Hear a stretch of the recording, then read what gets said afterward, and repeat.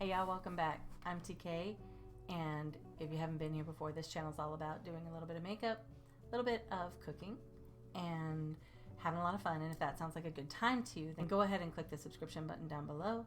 Make sure that your notifications are on, and at the end of this video, I hope you give it a like.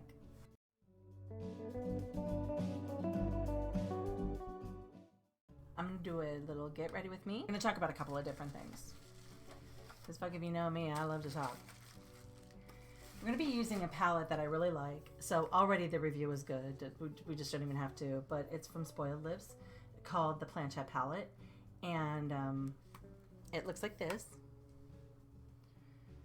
It's got some really great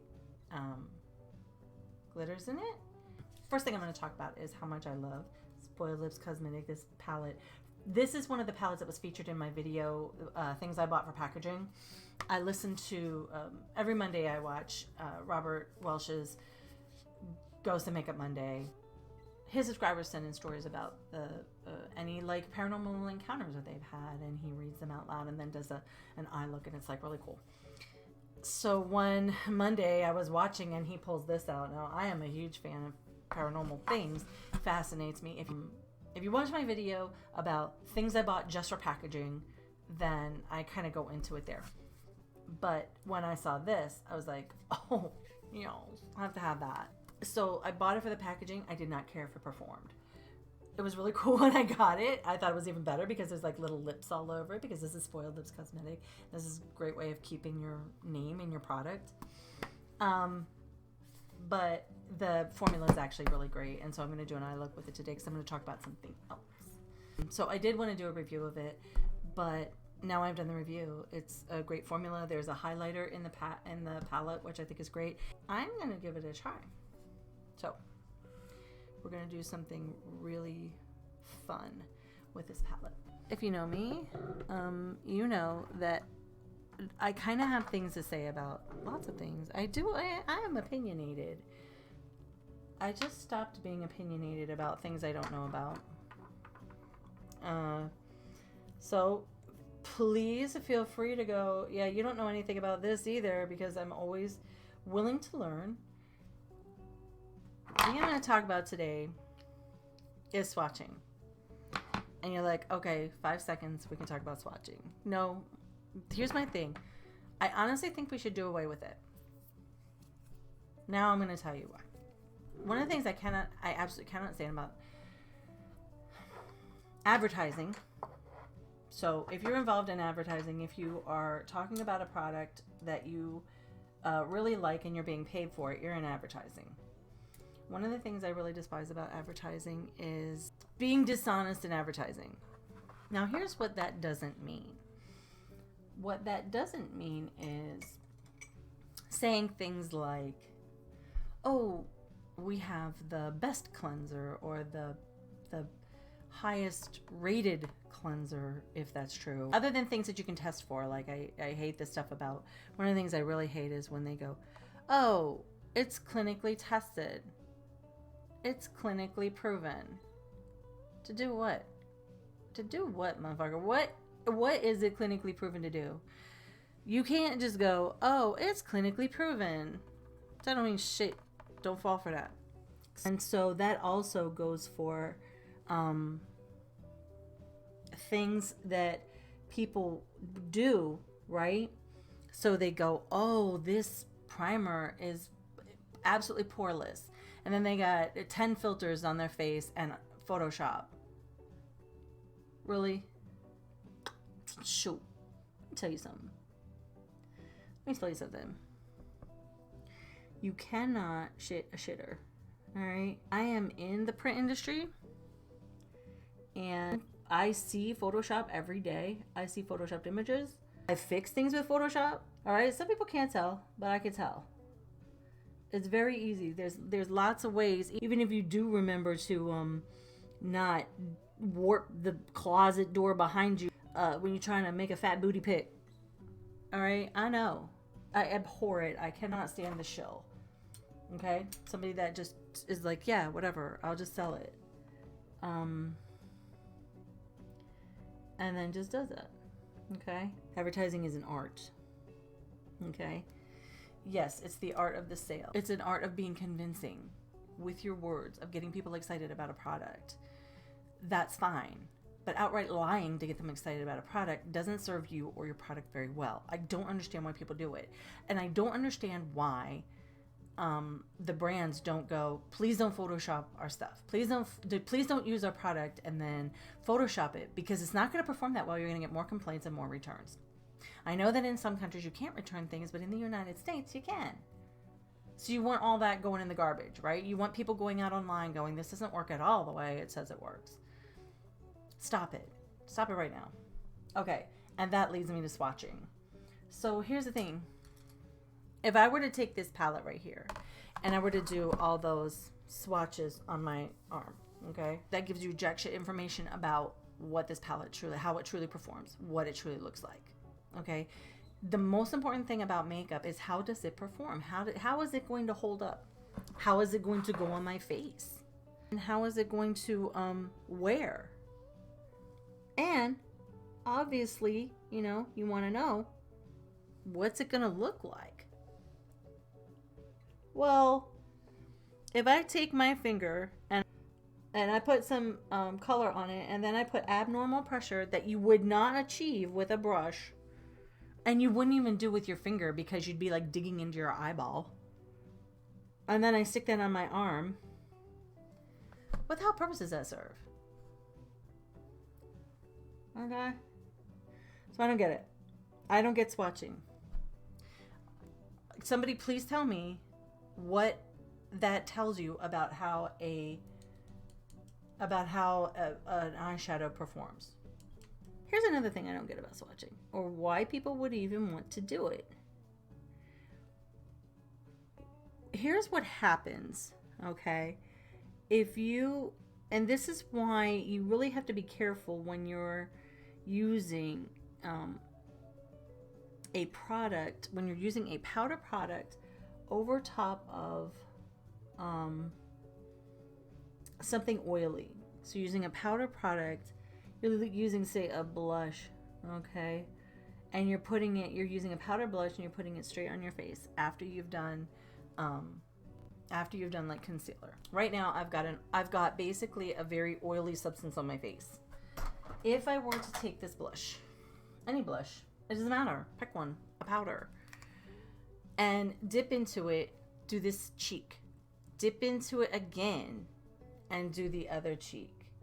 What I've now done is I've transferred any oil that my brush picked up on this side, and I've now transferred it to this. And you know what happens when you do that is you get that. This is a perfect example. I keep this around just for that, just to show that. You get this hard surface that you can't pick up any product. And I know it's like, oh, you could scrape that off. Yes, you can scrape it off, but it's never the same, and it's a waste. Okay, but I get it. Hey, but I don't use setting powder. I don't use a translucent powder. I'm saying is with regard to swatching. Every time you stick your finger in something, your finger is oily. So now you've transferred oil, quite unnecessarily, thank you, because there's nothing that swatching can tell anybody about how that product actually performs. Now you've unnecessarily introduced oil to your palette. And you and I both know that once those shades get oily like that, they don't perform the same ever, even when you scrape the top off. It's like you waste so much product just trying to get it to perform the way it did before. So why bother? Like, I can understand, I guess. I don't understand the influencers doing it either.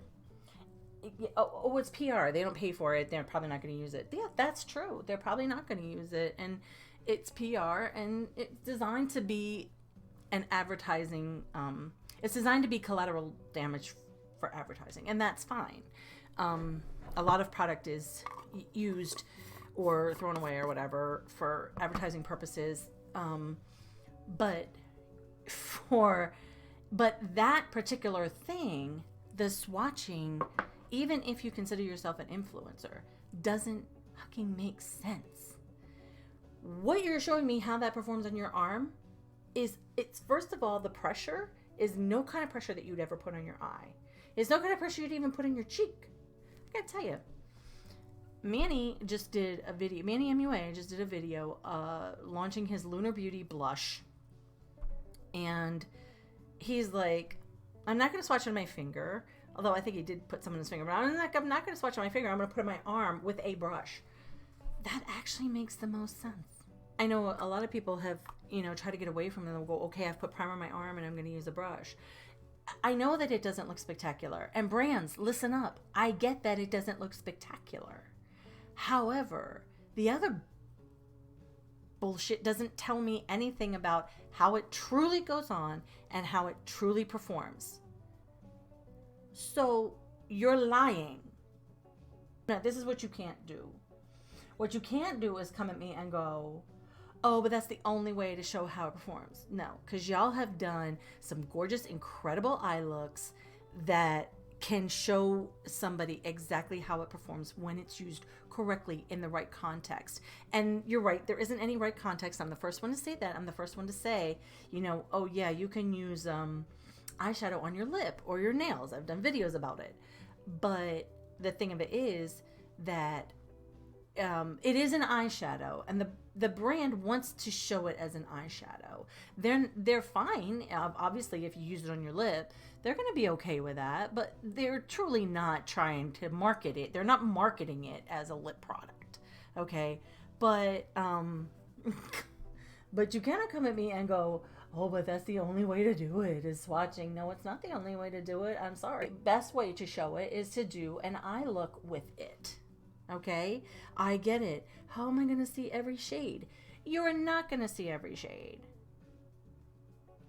But you should be able, if you know about makeup, and even if you don't know that much about makeup, if you know something about makeup or anything else, even cheese.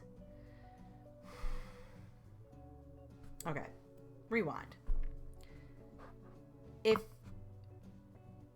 Let's say that you know a lot about cheddar cheese. You don't know a whole lot about other cheeses, but you know a lot about cheddar cheese. And somebody goes, hey, have you tried Sargento, for instance?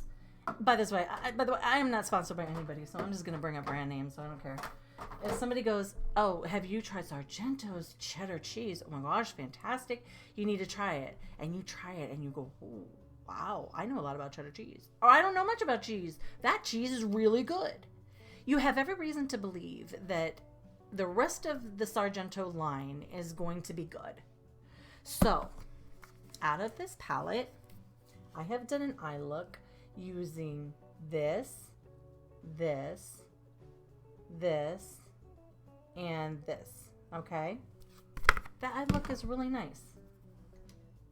Granted, it's not tremendously well blended. I'm working on that now. But that eye look is really, really nice. And, so if you look at it and you go, hey, that looks really good, okay? And I see the difference between what it looks like in the pan, right? And what it looks like on her eye. And now you can extrapolate with that information what the rest of the colors are going to look like on your eye and how well they're going to perform, how well they're going to blend, and just from what I'm telling you about these, because provided the formula doesn't change pan to pan, and that would be like, I don't even know how you do cost with that, then you don't need me to stick my fingers in this and put it all over my arm for you. You see the eye look, you go, even if you go, that's not a great eye look, but I like the colors. Even if you go, that's not well executed, but I do like the colors. Then you still have a really good idea of what this palette is like. And I'm not wasting product by introducing oil into a powder product. What about lip glosses? Okay, let's talk about lip glosses and lipsticks. When's the last time you wore a lipstick on your arm? And what in the world does me rubbing a lipstick on my arm or rubbing a gloss on my arm have anything to do with how that's going to look on your lips? The tissue on your lips is different. It's more sensitive, and it turns over different than the skin on any of the rest of your body. So the best thing I can do, which I'm going to do right now, the best thing I can do is pick a lipstick. Man, and you know what? I'm not a gloss fan, but this freaked me out when I got it. It's a stained glass. It's from Wet n Wild, and it's called Stained Glass Lip Gloss. Watch this. This is so friggin' cool.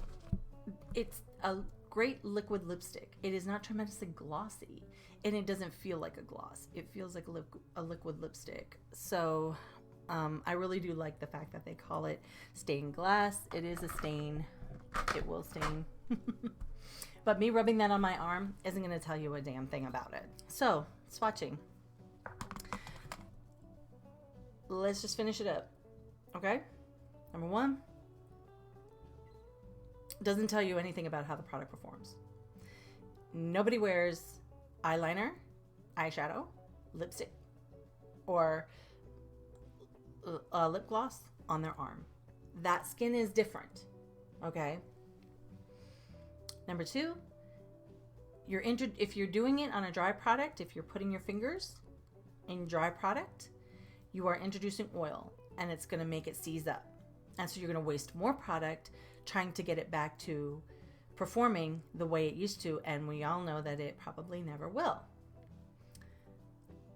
Number three, you can do an eye look with a palette and not use every single color and talk about how that performs and how it blends and so on. Now, unless you really do a wear test, obviously you can't say how it's going to perform if you wear it all day. But you can say, this is the eye look, and from that, you as a viewer can extrapolate that the other colors will look proportionately the same. This should be the end of swatching. There's no point to it. And the brands, just stop it. Just do a model. Hire a model. Hire models of different skin tones, different genders. Thank you. That is a whole other rant that I'll be getting to. And do looks on them and take pictures of their beautiful faces. They're out there, they're everywhere. And just throwing some shadow on somebody's arm does not tell me anything about the product. Do a face, do makeup. So thanks for hanging out with me tonight, and thanks for putting up my little bitchy rant. I really appreciate all of you, and I look forward to seeing you soon again. Bye, y'all. Should move my mic a little bit closer. This is Mr. Blue. I'd like to introduce you to Mr. Blue. Of course, bringing him into the picture made this thing go out of focus. Awesome. Can we get that back in? Thank you.